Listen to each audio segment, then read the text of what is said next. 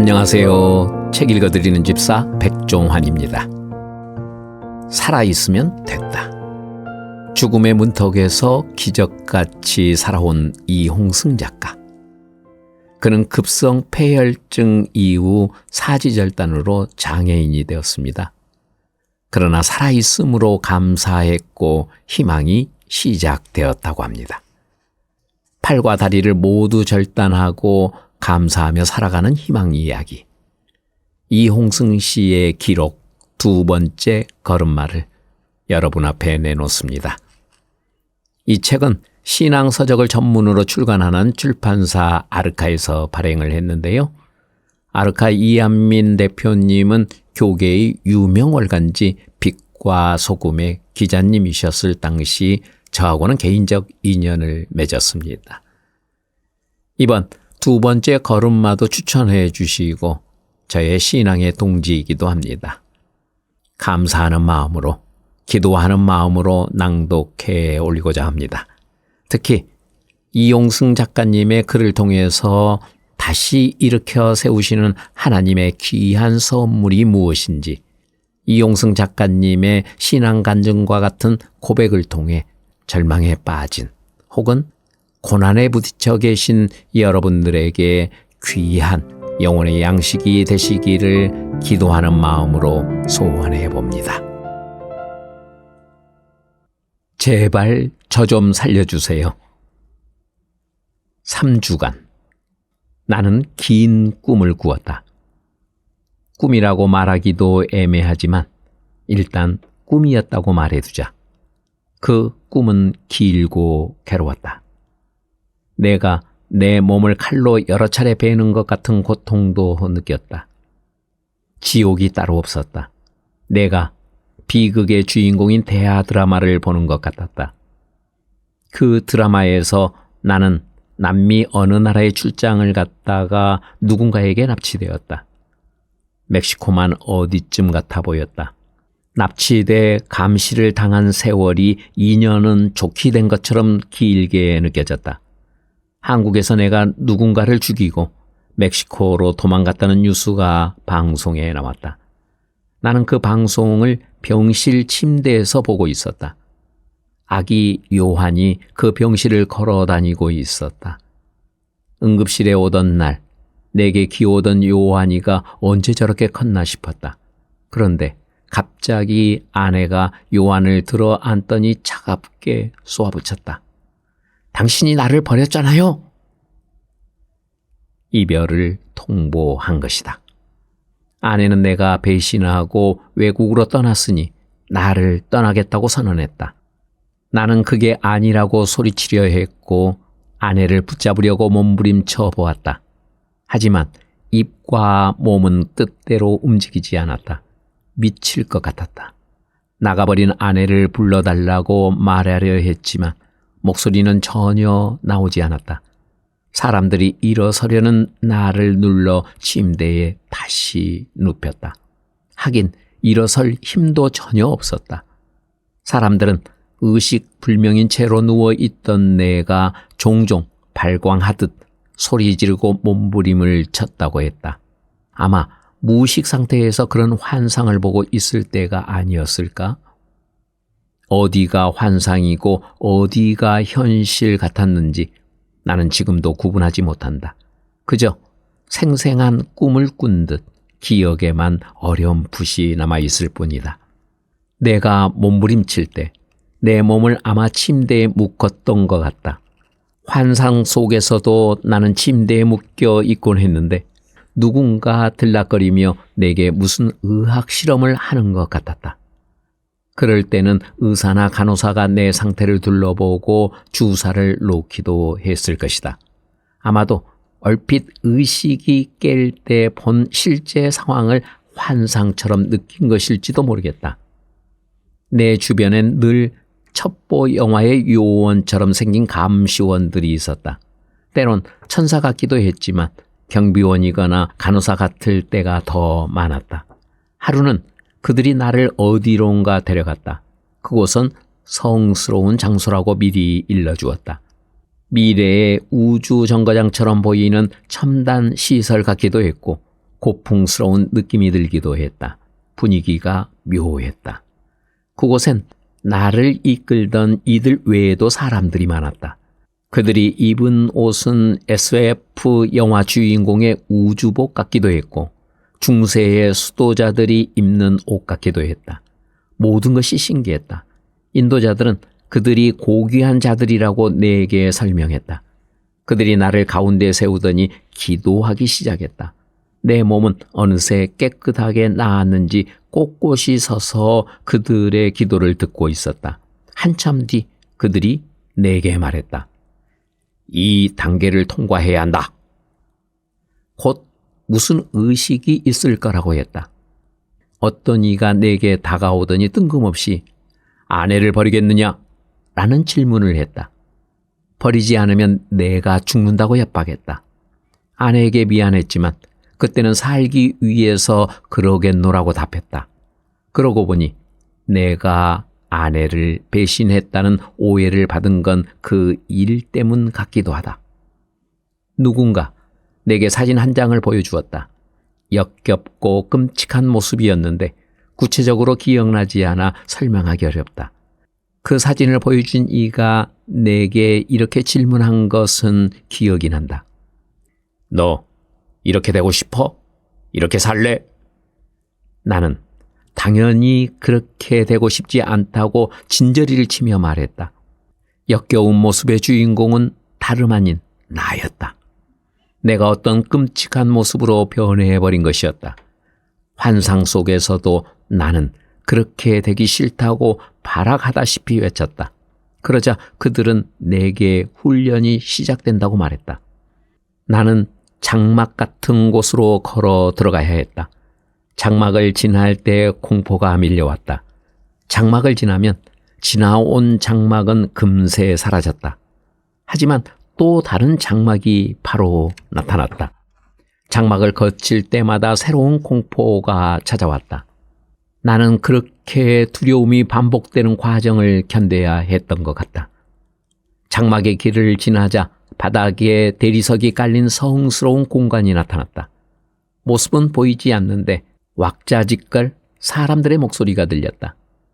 그중 한 목소리가 내게 말했다. 여기는 심판대다. 내게 물을 것이다. 너는 답하라. 나는 그 질문이 무엇일지 두려웠다. 첫 질문은 의외로 쉬운 것이라 다행이다 싶었다. 내가 믿는 하나님이 누구시냐? 창세기 1장이 금세 떠올랐다. 하나님은 천지를 창조하신 창조주이십니다. 나를 지으시고 나를 나보다 더 많이 아시는 분이십니다. 전지전능하시고 이 세상을 진정으로 사랑하시는 사랑의 하나님이시지요. 그래서 예수님을 이 땅에 보내셨습니다.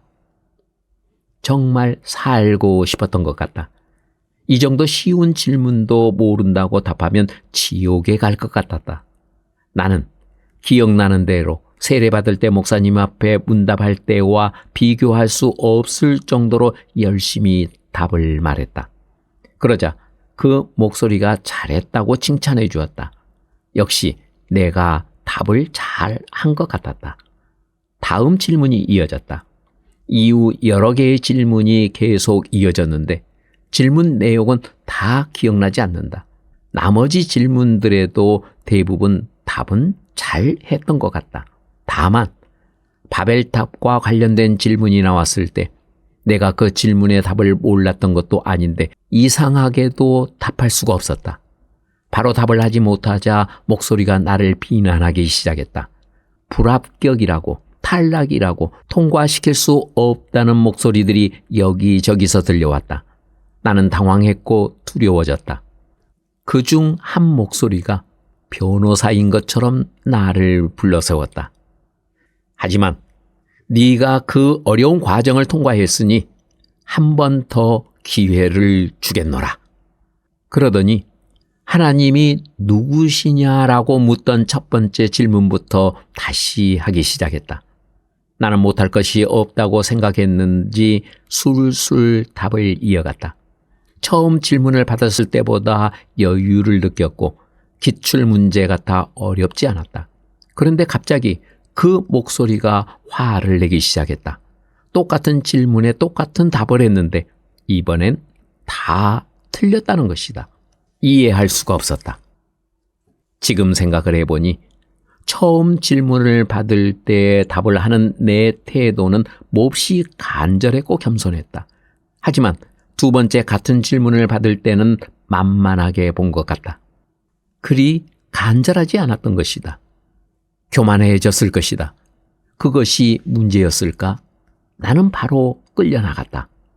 문이 열리더니 인도자들이 나를 방 같은 곳에 밀어넣었다. 문이 닫히자 그곳은 엘리베이터 같아 보였다. 무척 빠른 속도로 땅속 지하 어디론가 나를 데리고 가는 것 같았다. 불안하고 겁이 나 그 안에서 기도를 하려 했다. 하지만 역시 말문은 터지지 않았다. 기도해야 한다는 생각만 앞섰을 뿐 나는 간절히 기도하지도 않고 있었다. 그러는 사이 어느새 엘리베이터가 멈춘 것 같았다. 문이 열리더니 나는 순식간에 아무것도 없는 것 같은 캄캄한 공간에 내버려졌다. 빛도 바람도 공기도 없고 심지어 내가 인식하는 나조차 없는 허무한 공간 같았다. 그저 아무것도 없다는 걸 느끼는 내 의식만 존재할 뿐이었다. 그때 문득 깨달았다. 아, 이곳이 내 생명의 마지막 공간인가 보다. 저 어둠 너머가 세상의 끝이고 내 인생의 끝이겠구나. 울음도 나오지 않았다. 울음이 터질 때보다 슬펐고 우는 것보다 더욱 간절해졌다. 드디어 갈급했던 기도가 터져나왔다. 입을 열어 소리를 내 기도할 수 있다는 게 이렇게 속 시원하고 감사하고 좋을 줄은 미처 몰랐다. 하나님, 주님, 제발 저를 살려주십시오. 용서해 주십시오. 하나님에 대해 잘 알지 못해 제대로 답하지 못한 저를 불쌍히 여겨 주십시오. 하나님, 제가 더 살 이유가 없다면 이제 저를 여기서 데려가십시오. 하지만 하나님, 혹시 하나님께서 저를 더 쓰실 계획이 있으시다면 제가 이 세상에 아직 할 일이 남아 있다면 그렇다면 저를 살려주십시오. 제 모든 것을 주님께 맡깁니다. 기도를 마치기도 전에 통곡보다 깊은 통곡이 터져나왔다. 신음보다 큰 울음소리가 어두운 공간을 채워나갔다.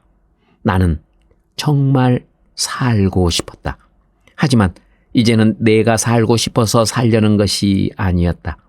주님이 나를 통해 하실 일이 있으면, 내가 세상에 아직 할 일이 남아 있다면 주님이 나를 통해 사시라고, 주님이 내 안에서 사시기 위해 내가 살고 싶었다.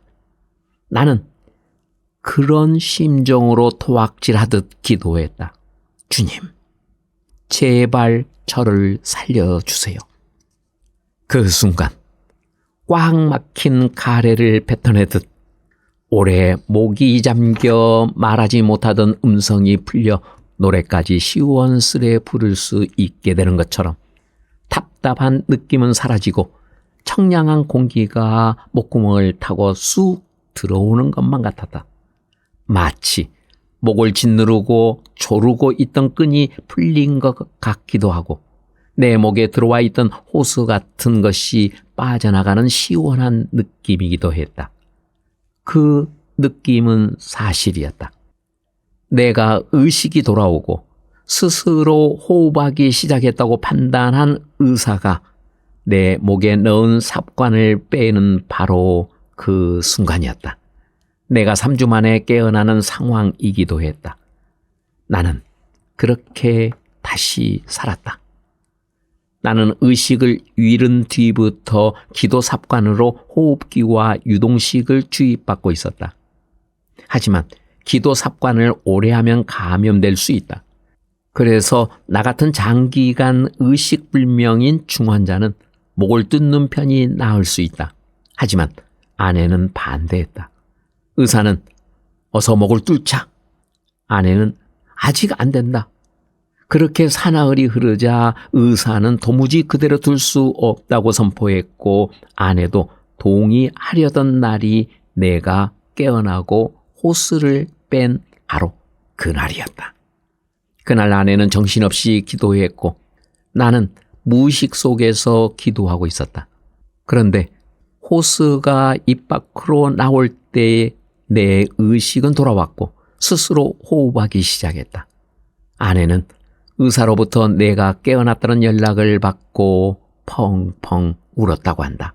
하나님, 감사합니다. 정말 감사합니다. 아내는 하나님이 살아계시고 나를 위해 일하신다는 말씀이 참인 것을 그날 실감하였다. 인생의 잔치는 다 준비되어 있습니다. 절단 수술을 하고서 약 일주일 뒤 내가 근무하고 있는 회사 닐슨의 신은희 사장님이 병실을 찾아오셨다. 내가 다니는 회사는 국제적 기업이라 1년에 한 번 전 세계 지사의 대표들이 미국에 모여 국제적 회의를 연다. 그 해엔 사장님이 미국 플로리다로 서둘러 가셔야 했는데 그 바쁜 분이 떠나기 전에 나를 보러 오셨던 것이다. 내 이야기를 보고받기만 했지 상태를 직접 보신 건 그날이 처음이었다. 사장님이 찾아오셨지만 나는 따로 할 말이 없었다. 평소처럼 인사드렸다. 사장님 오셨습니까? 회사는 별일 없는지 어쩌면 이제는 내게 별 의미가 없게 될지도 모를 이야기를 주고받았다. 불현듯 사장님이 이런 질문을 하셨다. 야, 너 앞으로 어떻게 할래? 계획은 있니? 할 말이 없었다. 실제로 아무 계획이 없었다. 있을 수도 없었다. 사장님이 한숨을 쉬시더니 말을 이어가셨다. 야, 그래도 희망을 잃지 말아야지. 재활 열심히 잘 받아. 사장님이 병실을 나가시는가 싶더니 밖에서 한 20분가량이나 아내와 이야기를 나누고 돌아가셨다. 사장님이 가신 뒤 아내가 얼굴이 환해져 들어오더니 내게 말했다. 여보, 사장님이 그러시는데 이용승은 무조건 복귀래. 어떤 일이 있어도 포기하지 않도록 날더러 잘 보살펴달래. 회사가 끝까지 당신을 기다릴 거래. 그러니 여보, 힘내서 재활 잘 받자. 말이 안 되는 이야기였다. 그때 나는 대소변도 스스로 할 수 없었다. 간병인이 갓 태어난 아기 다루듯 엄마와 떨어져 소아 중환자실에 입원한 아기 돌보듯 대소변을 다 받아내고 기저귀를 갈아주고 있었다. 먹는 것도 배설하는 것도 내 능력으로 하지 못했다. 스스로 할 수 있는 일은 아무것도 없었다. 그런 나를 회사는 기다려주겠다고 한다. 믿기지 않았고 실감도 나지 않았다. 회사에서는 이후에도 거의 전 직원이 줄줄이 문병을 왔다. 상무님과 부장님 등 임원, 선배들과 동료, 팀장들까지 내 또래 이상의 직급인 직원들은 다 왔던 것 같다. 단 회사에서 내가 주니어라고 부르는 부하와 신입 직원들은 오지 못하게 했다. 젊은 후배들도 오고 싶어 했겠지만 충격받을 것을 염려했던 것 같다. 알고 보니 몇몇 동료와 선배 팀장들은 내가 의식불명이던 3주 동안 조를 짜서 번갈아가며 병실에서 내 아내와 함께 밤을 새주었다고 한다. 덩치가 큰 어떤 분은 병실에 와서 내 곁에 차마 가까이 오지 못하고 한 구석에 쪼그리고 앉아 울기만 했다고 아내가 전했다. 그분은 평소 내가 존경하는 선배인데 병든 내 모습이 몹시 불쌍하셨던가 보다. 회사의 경영진과 선배와 동료들에게 받은 사랑을 갚을 방법이 없다. 삶은 도전으로 가득하다. 도전은 시험이기도 하다. 폐혈증에서 살아나 절제하는 수술을 받은 뒤 첫 시험이 내게 다가왔다. 시험을 피하는 것이 아니라 피한다고 피할 수도 없다. 도전하여 감당해내는 것이 어쩌면 참으로 피하는 길을 찾는 것일지 모른다. 그런 면에서 내게 다가온 첫 번째 시험은 피하지 않고 통과해야만 답을 내는 일이었다. 그것은 바로 이 책 첫 장에서 소개한 아들 요한의 돌잔치에 참석하는 일이었다. 절단 수술을 받은 지 며칠 지난 12월 말이었다. 아내가 조심스럽게 말을 꺼냈다. 표정이 몹시 겸연쩍어 보였다. 여보, 우리 요한이 돌잔치 할 때가 됐잖아. 교회 TNG 모임에서 하자고 준비해 주겠다고 하는데 당연히 취소해야겠지. 당신이 이런데. 나는 문득 이것이 시험이라는 생각이 들었다. 아니야, 하자. 나는 못 갈 수도 있지만 요한이 생각을 해봐. 우리 애들 생각을 해보자고. 나야 이제 장애인으로 살아가야 하는 건 어쩔 수 없는 일이지만 앞으로 우리 아이들이 아버지가 장애인이라는 이유 때문에 마땅히 누려야 할 것들을 누리지 못하고 해야 할 일들을 하지 못한다면 당신은 기쁘겠어? 더 화려하게 잘 해줘. 아빠가 이래도 상관없이 아이들은 이 세상을 살아갈 때 전혀 걸림돌 없이 티 없이 살아갈 수 있게 해줘야 하지 않겠어? 다만 내가 잔치 준비를 돕지 못할 건데 대신 당신이 수고 좀 해줘. 아내가 내 말을 수긍해 주었다. 곧바로 처형에게 내 뜻을 전했다. 이야기는 곧 요한이가 속한 교회 영합으로 부모 모임인 TNG로 신속하게 퍼졌다. 돌잔치는 교회가 나서서 준비하는 모양새가 되었다. 정작 반대하고 나선 분은 아버지와 어머니셨다. 당연했다. 아니, 돌잔치 한다고? 너희 정신이 있는 거야 없는 거야? 지 아버지가 이렇게 됐는데 무슨 놈은 잔치야? 지금 잔치할 상황이야? 말이 안 되지. 나는 아내에게 한 말을 부모님께 다시 차분히 말씀드렸다. 아버지, 어머니, 손주들이 아버지가 장애인이 됐다고 눌려서 살면 좋으시겠어요? 아버지가 어떻게든 아이들을 기쁘고 당당하게 살아가면 그게 더 좋은 거죠.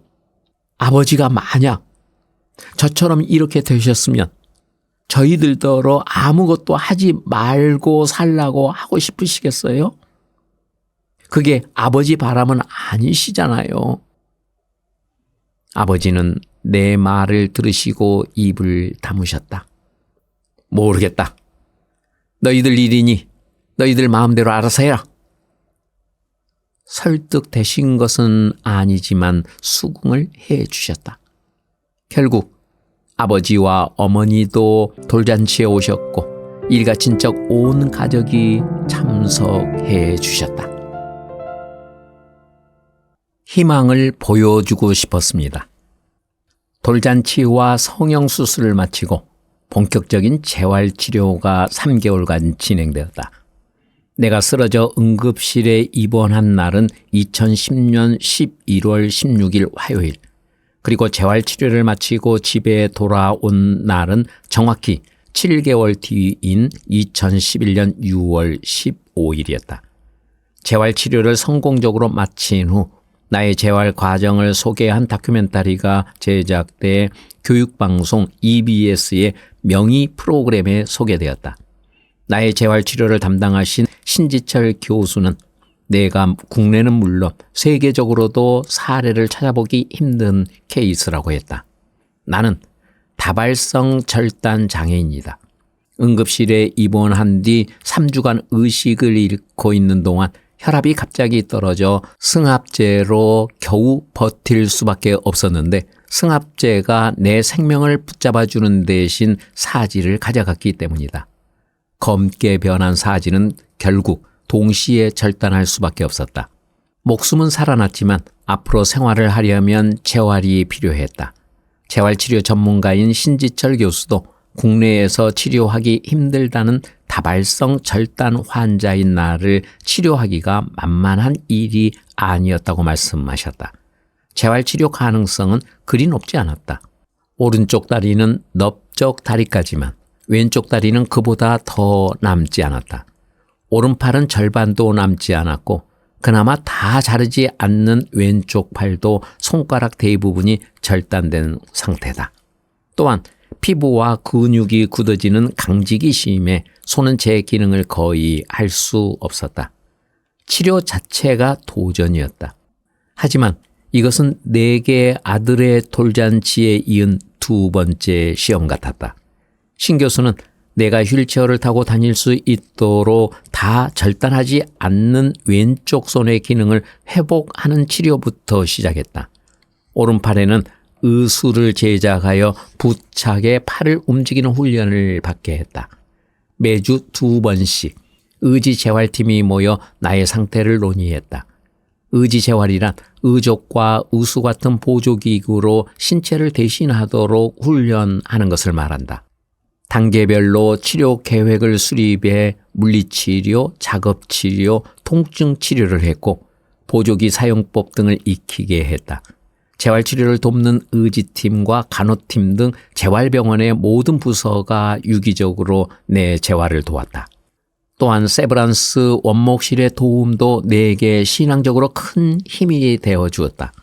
원목이신 김봉남 전도사님은 나를 위한 기도와 격려를 아끼지 않으셨다. 주일이 되어도 교회 가지 못하는 내게 원목실이 인도하는 예배는 생명수를 공급하는 수원지와 같았다. 치료의 속도가 붙자 복합적인 기능 활성화 치료가 시작됐다. 양쪽 다리에 의지를 제작해 혼자서는 훈련에 들어갔다. 상태가 호전될수록 신지철 교수를 비롯한 의료진과 당사자인 나에게 조금 더라는 희망이 생기기 시작했다. 신 교수는 내가 누구의 도움도 없이 스스로 혼자서 오른팔과 2 다리에 착용한 3개의 의지를 착용하고 일어나는 훈련 프로그램을 마련했다. 휠체어 보행을 기대하며 시작한 치료가 걸을 수도 있다는 기대로 변해갔다. 왼쪽 팔의 힘도 기르고 일어날 힘을 내기 위해 복근 운동이 이어졌다. 팔과 다리가 제대로 없는 상태에서 복근 운동을 하기란 쉽지 않았다. 하지만 배에 힘을 주지 않으면 일어날 수가 없어서 휠체어에 오르지 못한다. 휠체어도 사용하지 못하는 것이다. 나에게 이 훈련 과정은 전에 없던 도전이었다. 얼마 전만 해도 아무렇지 않던 일이 이제는 넘어야 할 큰 산처럼 느껴졌다. 하지만 포기할 수는 없었다. 나는 그때 연세의료원 신문의 인터뷰에서 이렇게 말했다. 저보다 절박한 사람이 있을까요? 제가 조금 더 노력하면 저와 같은 환자분들이 힘을 얻고 회복을 빨리 할 수 있다고 생각했어요. 3개월간의 재활치료 결과 나는 혼자서 의지를 착용하고 보행 보조기를 이용해 걸을 수도 있게 되었다. 내가 처음 평행봉을 잡고 일어섰을 때 주변의 모든 사람이 기적이라고 기뻐하며 큰 박수를 쳐주었다. 나는 혼자 몇 발짝을 걸어 앞에 서 있던 아내에게 다가가 손을 내밀었다. 아내는 이제 내 손이 된 의수를 잡아주며 눈물을 흘렸다. 그건 마치 처음 걸음마를 걷는 아기 손을 잡아주는 것과 같았다. 아기가 걸음마를 걷기 시작하면 지켜보는 사람들 모두가 기뻐하는 것처럼 재활병원의 의사와 직원들도 그렇게 기뻐해 준 것이다. 내가 걸음마를 시작하는 아기 같았다. 나로선 2번째의 걸음마를 시작한 것이다. 나는 그 몇 달 사이에 너무도 많은 사랑을 받았다. 직장 동료들은 나의 회복을 바라며 쓴 쪽지를 스케치북에 붙여 보내오고 빨리 회사로 돌아오라며 내 자리에서 파티를 열고 사진을 찍어 보냈다. 그들은 인센티브 급여를 모아 병원비에 보태라고 보내주기도 했다. 회사는 언제라도 돌아오라며 문을 열어두었다. 모이면 언제나 같이 술을 마시던 고향 친구들은 나 때문에 회식이 사라졌다고 몇 달간의 회비를 모아 보내주었다. 그게 오른팔 의수를 장만하는 데 보탬이 됐다. 나는 연세의료원 신문의 인터뷰 말미에 이런 고백을 했다. 사지 없는 인생이지만 행복을 전파하는 닉 부이치치보다 저는 아직 더 많은 행복의 조건을 가지고 있으니 더 많은 일을 해야 하지 않을까요? 나에겐 도전이지만 다른 사람에게는 희망을 이야기해 주고 싶습니다. 재활병원 치료는 결과적으로 성공적이었지만 사실 그 시작은 쉽지 않았다. 우선 대학병원의 재활의학과 입원하기가 어려웠다. 보통 환자가 한번 들어서면 몇 달씩 장기간 입원하며 치료받기 때문에 이른바 대기 번호가 많다. 나는 2011년 3월에 입원하게 되었는데 그 전인 1월 중순에 입원이 가능한지 진찰을 받으러 갔다. 일종의 면접을 받으러 간 셈이었다. 신지철 교수가 나를 보더니 이렇게 물었다. 목표가 뭐예요? 재활하는 이유를 묻는 질문이었다. 내 목표야 분명했다. 걷고 싶습니다. 못 걷습니다. 신 교수의 답은 거침없었다. 내가 걷고 싶다고 말하자마자 걷지 못할 것이라고 단정해버린 것이다. 말문이 턱 막혔다. 어이없고 충격적이라는 기분은 그런 것이었다. 5초쯤 정적이 흘렀다. 아내는 주먹을 쥐었다 폈다 하기를 반복하고 있었다. 모욕감과 화를 참고 있었다. 따라간 간병인도 주변의 간호사들도 어쩔 줄 모르겠다는 표정이었다. 사실은 신 교수를 만나기 직전 보호장구 전문가를 먼저 만나 상담했었다. 그는 제법 긍정적인 말을 해주었다. 이것저것 만들어 붙이고 연습 좀 하면 걸을 수 있을 것이라고 나를 격려했다. 그런데 정작 재활치료를 총지휘할 교수가 불가능을 선포하다니. 그래놓고 신 교수는 간호사에게 드레싱 해주고 붕대 다시 묶어주고 하는 일상적인 지시를 내리곤 슬그머니 자리를 떠나고 말았다. 교수에게 절단 부위를 보여주려고 풀어놓은 붕대를 다시 싸매주는 간호사의 표정이 나보다 더 민망해 보였다. 내 기분은 비참하기가 그지없었다. 나도 슬슬 화가 나기 시작했다. 하지만 화를 참는 아내 앞에서 내가 화를 내면 아내가 더 힘들어질 것 같아 억지로 화를 눌렀다. 슬픔, 분노, 창피 같은 감정이 짬뽕처럼 휘몰아쳤다. 훗날 알고 보니 그건 그분의 성격이고 특징이었다. 어떻게 되겠지, 열심히 해보자 따위의 말은 무책임하고 오히려 나 같은 사람에겐 자칫 희망 고문이 될 수 있다는 게 그분의 생각이다. 그런 말은 오히려 치료를 방해한다는 것이다. 환자가 현재 상태와 한계를 명확히 아는 것이 우선이기 때문이다. 그래서 환자에게 아니라는 말은 분명히 하는 것인데 듣는 사람에 따라 이해될 수도 있지만 대개는 큰 실망과 상처가 될 수 있어서 반응은 제각각이다. 하지만 나는 이제 신 교수의 입장이 옳다고 생각한다. 일단 내 상태에서 최대한 기대할 수 있는 재활의 가능성이 어디까지인지 명확히 알아야 최소한 그 목표를 향해 매진할 수 있기 때문이다. 자칫 되지도 않는 허황된 기대를 가지면 어느 정도 재활에 성공해도 여전히 실망하고 좌절할 수 있기 때문이다. 어쨌든 그때 나는 다른 데 가야 하나? 여기 이분 왜 이래? 하면서 당황했고 별의별 생각이 들기 시작했다. 그런데 간호사가 붕대를 다 감았을 때 신 교수께서 다시 돌아와 이 한마디를 남기더니 또 자리를 떴다. 언제든 자리가 나면 한번 해봅시다. 그때 봐요. 이번엔 나보다 주변의 의료진이 더 놀라는 표정이었다. 그런 경우는 드물기 때문이다. 사랑하기 위해 살아가겠습니다. 나는 후천성 장애인이 되었다. 닉 부이치치나 오토다케 히토라다처럼 태어나서부터 팔과 다리가 없던 선천성 장애인과 달리 40년 가까이 팔과 다리를 가지고 살아왔던 내가 장애인이 되어 재활 훈련을 통해 사회에 적응하기란 정말 쉽지 않았다. 장애인이 되고 나니 당연하게 평범했던 세상이 완전히 달라 보였다. 간단히 넘어갈 수 있는 문턱이 내겐 성벽이 되었다. 처음엔 스스로 옷을 갈아입기도 쉽지 않았지만 전동 휠체어를 타고 거리에 나가도 계단과 턱이 가로막히면 이동하기가 불가능하다.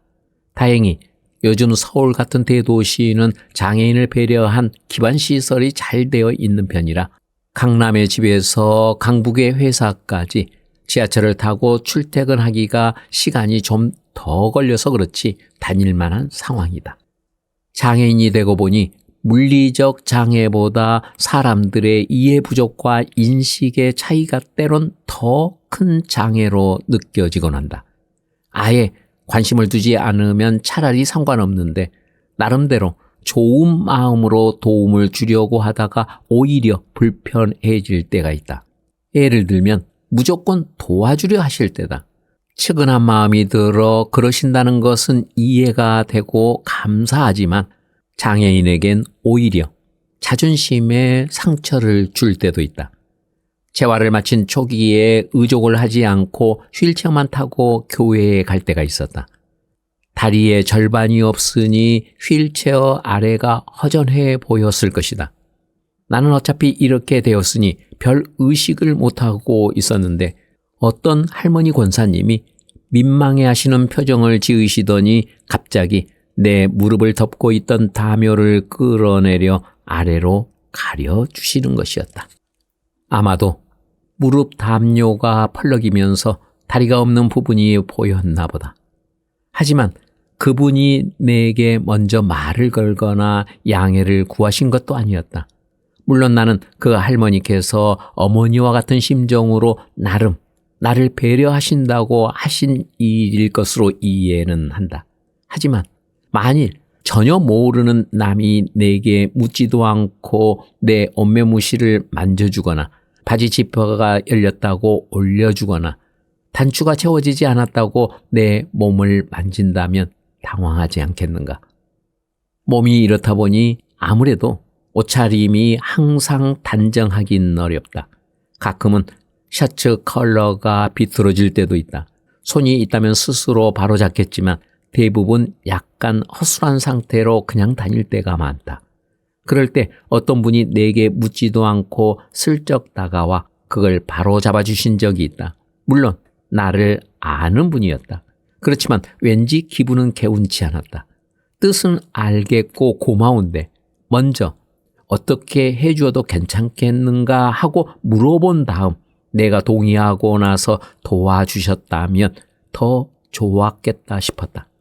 아는 사이라 해도 장인에게 도움을 주려 할 때는 먼저 그래도 되겠는지 물어보는 게 좋다. 같이 식사할 때도 마찬가지다. 수저를 내 앞에 놓아주시는 건 일반적인 예절이니 상관없지만 숟가락과 포크를 쥐는 건 나 스스로도 가능한 일인데 그걸 굳이 내 손에 쥐어주려는 분이 계시다. 그러면 나는 장애인 취급을 받는다기보다 예 취급을 받는 기분이 들 수 있다. 엘리베이터 앞에서 호출 버튼을 누르는 것도 내가 충분히 할 수 있다.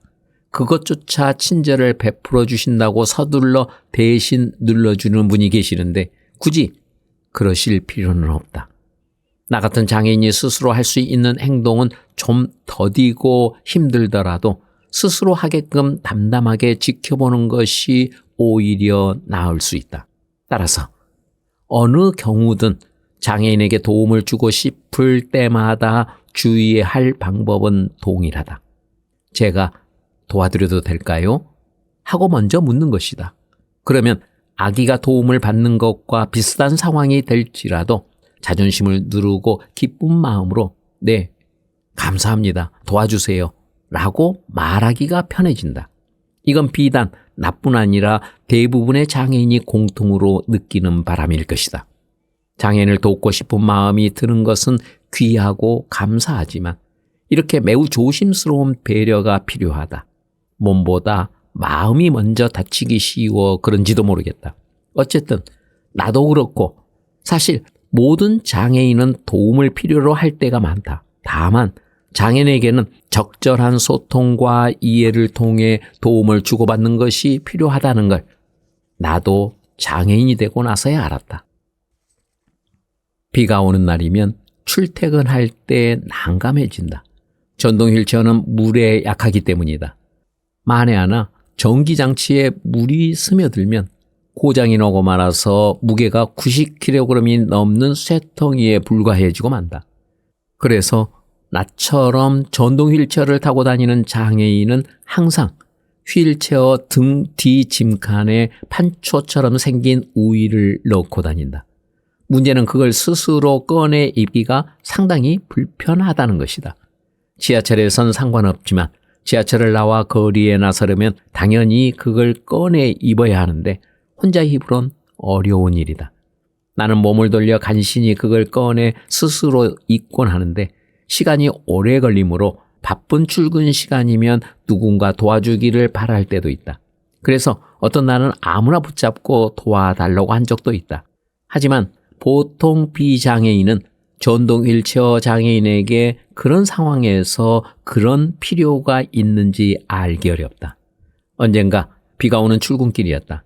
비 내리는 길에 나서려고 등 뒤에 우위를 꺼내려 애를 쓰고 있는데 어떤 분이 그런 나를 보더니 저 괜찮으시면 제가 꺼내서 입혀드릴까요? 하시는 것이었다. 그분은 우위를 꺼낸 다음 그걸 입는 방법까지 내게 물어가며 친절하게 입혀주셨다. 전동 휠체어용 우위는 머리와 앞을 가리는 것뿐만 아니라 바퀴 뒤에 달린 배터리와 모터까지 잘 가려야 하는데 처음 하는 사람은 그게 쉽지 않다. 시간도 제법 걸린다. 그런데도 그런 도움을 주시는 시민을 만나면 정말 고맙다. 겨울이면 거리에서 장갑을 껴야 할 때도 있다. 의수는 상관없지만 내 한쪽 손은 장갑을 껴야 시리지 않다. 무릎 다며도 잘 고쳐 덮어야 추위를 이긴다.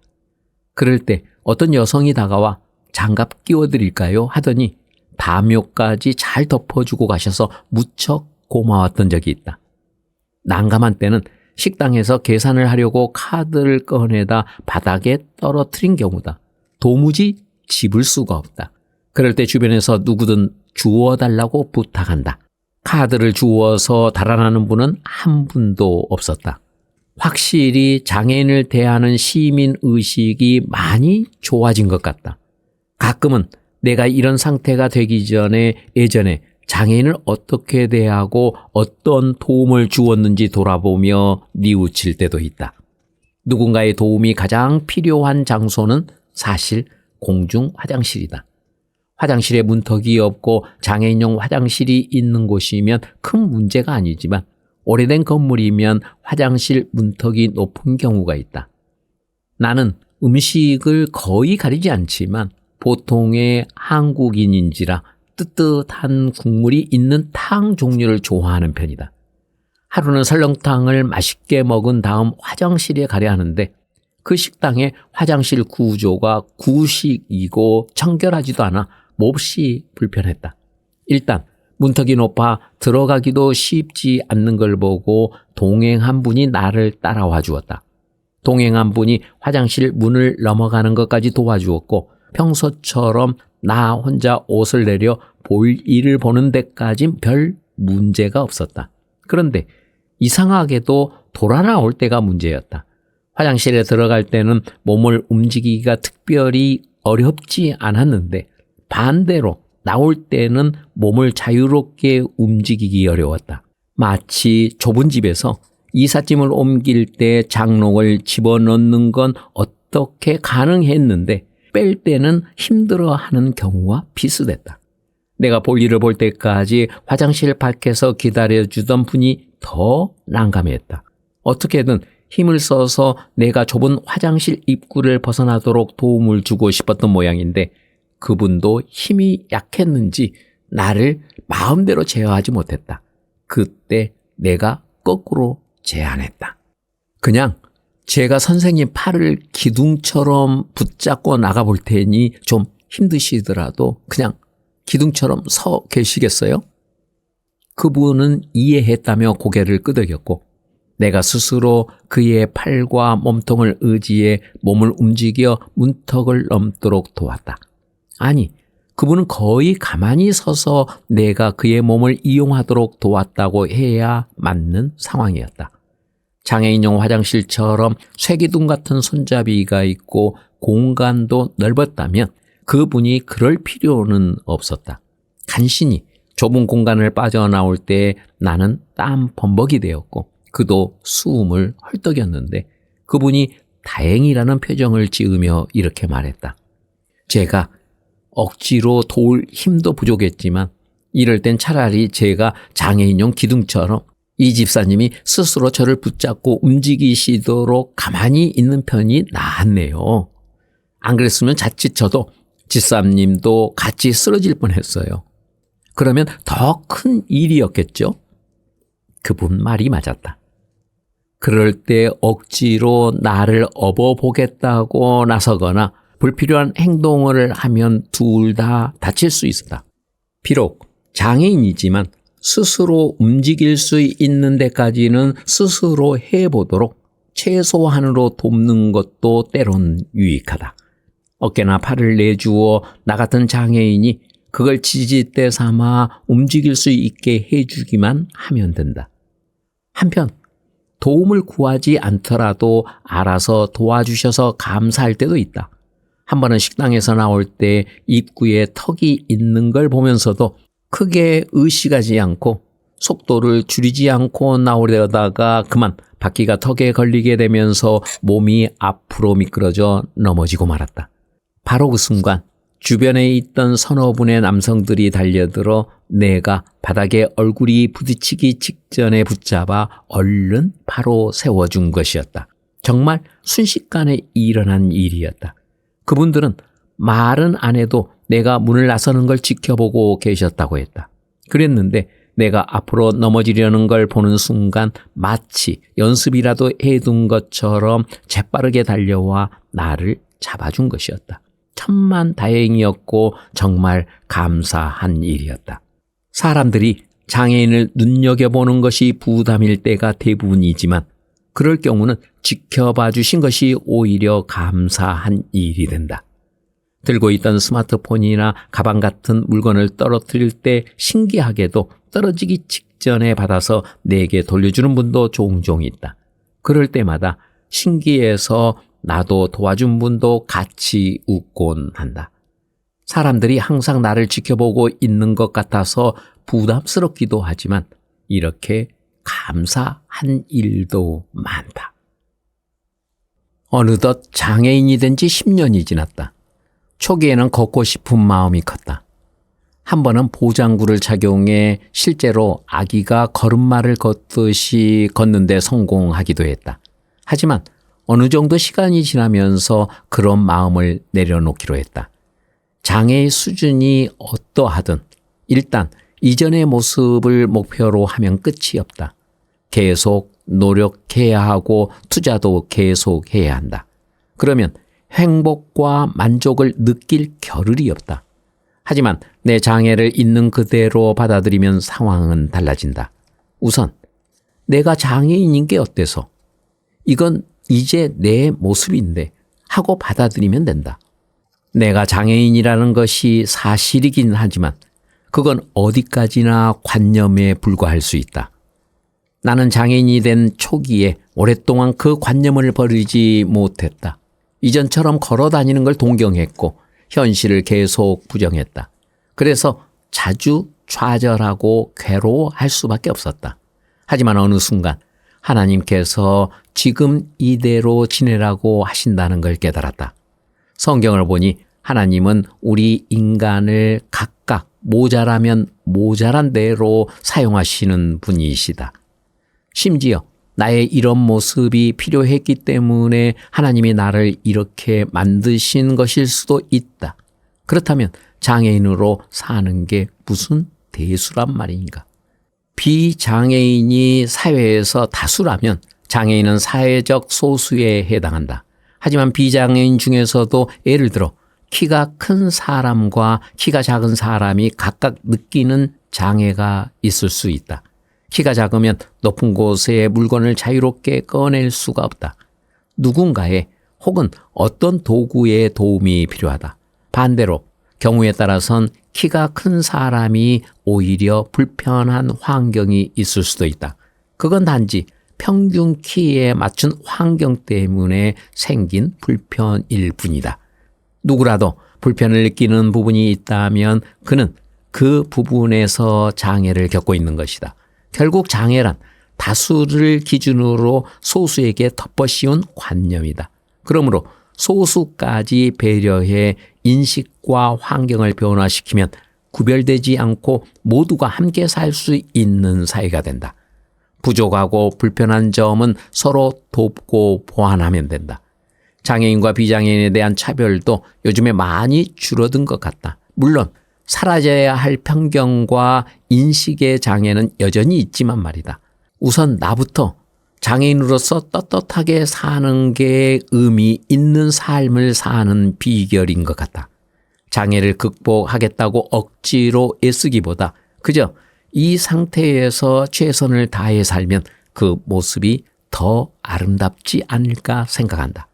누구나 자신의 건강을 유지하고 주어진 신체를 잘 보존하는 게 필요하지만 각자의 몸을 있는 그대로 인정하면서 최선을 다해 살고 사람들과 기쁘고 행복하게 어울리며 사는 것이 가장 아름다운 인생일 것이다. 내가 다른 장애인을 만날 때 굳이 특별한 위로의 말이 필요 없는 것 같다. 하지만 이 두 가지 말은 꼭 들려주고 싶다. 첫째는 하나님을 소개하는 것이다.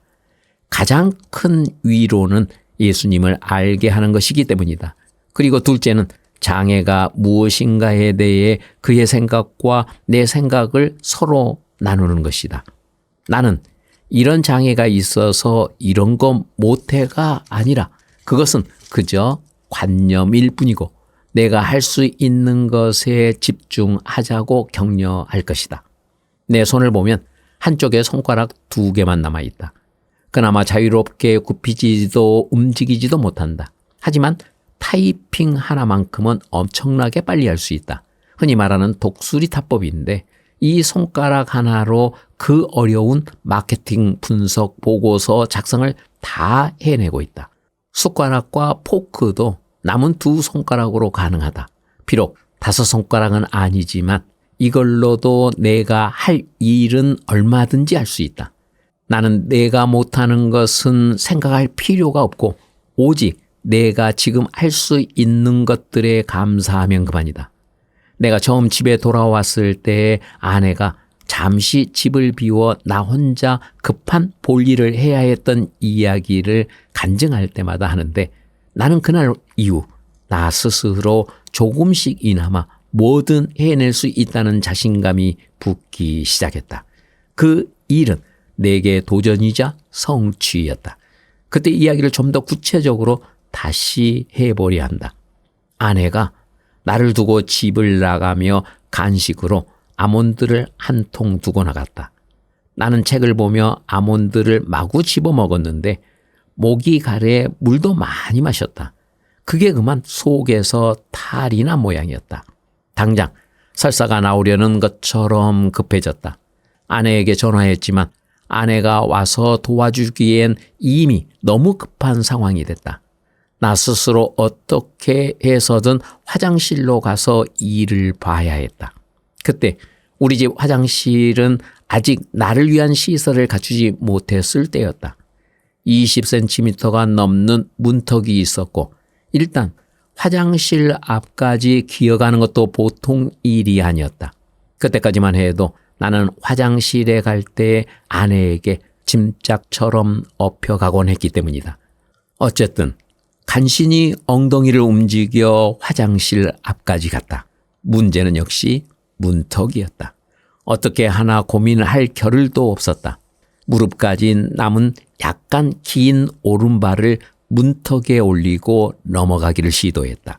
그런 다음 팔꿈치밖에 남지 않는 오른손으론 벽을 짚고 왼손을 뻗으면 문턱을 넘기가 가능할 것 같았다. 그렇게 서너 번 시도하자 간신히 화장실 진입에 성공했다. 이제 남은 문제는 가슴 높이의 변기에 어떻게 앉느냐였다. 그때 눈에 띈 것이 아기 요한이를 위해 마련해둔 욕조용 의자였다. 요한이가 세면대에 올라갈 때 계단처럼 사용하는 플라스틱 의자를 디딤돌로 삼으면 될 것 같았다. 한 손으로 변기 뚜껑을 잡고 힘을 쓰다 잠시 휘청거려 넘어질 뻔도 했지만 간신히 변기에 앉는 데는 성공했다. 그리고 서둘러 바지를 내리는 순간 기다렸다는 듯 펑 소리가 났다. 볼일을 보고 나서도 그동안 흐른 땀이 채 마르지 않고 있었다. 나는 변기를 돌아보며 내가 저걸 어떻게 해냈지? 하는 뿌듯한 마음이 물밀듯 밀려들었다. 그 전까지는 아내가 없으면 나 혼자 화장실도 못 갈 줄 알았는데 나도 하려고 들면 할 수 있다는 자신감이 들었기 때문이다. 아내 등에 업힌 내 모습이 짐짝 같아 괴롭고 비참했는데 힘들긴 하지만 나 혼자 할 수도 있다는 걸 체험하니 그렇게 기쁠 수가 없었다. 그날 또 깨달았다. 장애인이기 때문에 무엇을 못한다는 것은 결국 내 마음의 문제라는 것을. 나는 스스로 변기에 올라 앉을 수 없다고 생각했는데 그렇지 않다는 것을 깨달은 것이다. 결국 장애는 편견과 관념에 의해 만들어진 것이다. 문턱 넘기, 받침대 오르기, 변기에 앉기는 엉덩이로 걷는 내게 넘을 수 없는 것 같던 세계의 장벽이었다. 평생 시도조차 하지 못할 새 장벽을 단 5분 만에 다 넘은 것이다. 그날의 감동은 아직도 잊을 수 없다. 결국 도전이다. 할 수 있을 만큼의 최선을 다해야 한다. 아예 안 되는 부분은 자책하거나 비관하지 말고 그저 인정하면 그만이다. 다만 자기가 할 수 있겠다 싶은 건 힘들어도 시도해 봐야 한다. 의족을 끼고 빼는 것도 도전이었다. 의족을 너무 허술하게 끼면 빠질 수도 있으므로 조금 살에 꽉 끼게 맞추는데 여름에 땀이 차면 빼기가 쉽지 않다. 처음에 빼는 데만 40분 이상이 걸려 쩔쩔 맨 날도 있었다. 그러다 나중에 요령이 생겼다. 뺄 때 발과 의족의 각도를 약간만 어긋나게 하면 쉽게 빠지는데 그걸 모르고 의족에만 힘을 주고 빼려고 했으니 발만 아프고 빼지도 못했던 것이다. 이후로는 아무리 땀이 차고 살이 부어도 조그만 요령을 기울이면 빼는데 큰 어려움이 없다. 안 될 줄 알고 속상해서 포기하려 한 일인데 이것도 포기하지 않고 요령을 찾으니 쉬운 방법이 있었다.